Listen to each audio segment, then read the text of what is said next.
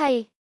Welcome back to Brailes Channel. Nagbabalik po tayong muli para sa pahabol na payout schedule updates para sa ating mga social pensioner for this December. Saan-saan kaya ang mga ito at kailan ang nasabing payout?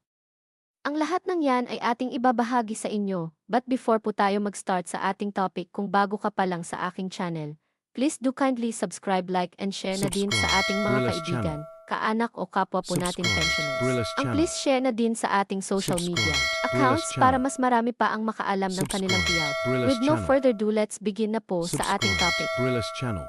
The latest news. 3,000 pesos social pension. Pahabol na payout schedule updates from December 16 until December 22 of year 2024. Saan kaya ang mga ito? Buong detalye alamin.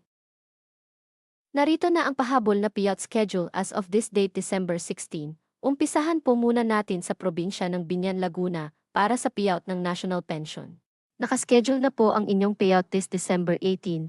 Kabilang dito ang Barangay Langkiwa, Timbao, Biñan, Malamig, Loma, Santo Tomas, Bungahan, San Vicente at Barangay Canlalay.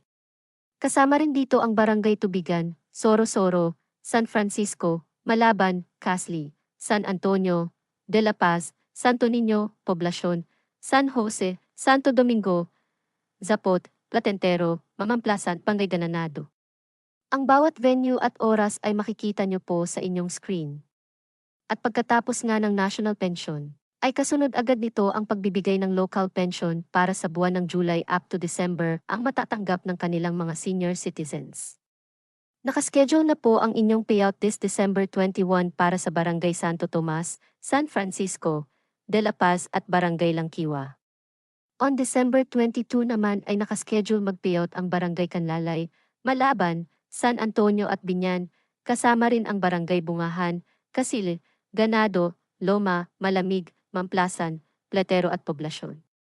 Kasama rin dito ang Barangay San Jose, San Vicente, Santo Domingo, Santo Niño, Soro-Soro, Timbao, Tubigan at Barangay Zapote.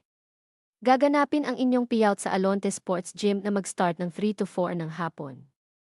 Ang sumunod na naglabas ng schedule ay sa probinsya ng Barangay Tagibo, Butuan City. Nakaschedule na po ang inyong payout this December 16 na gaganapin sa inyong barangay covered court na mag-start ng 8:30 to 1 ng hapon. At ang isa pang nagpahabol ng payout ay sa probinsya ng Mombaro Occidental, Mindoro. Nakaschedule na po ang inyong payout this December 16 na gaganapin sa Municipal Gymnasium na mag-start ng alas 8 ng umaga. That's it. Ito pa lamang ang mga naglabas ng pahabol na payout schedule as of this date. Manatili po kayong nakatutok sa aking channel para sa mga latest payout updates at iba pang impormasyon na para po sa inyo. Marami pong salamat and God bless everyone.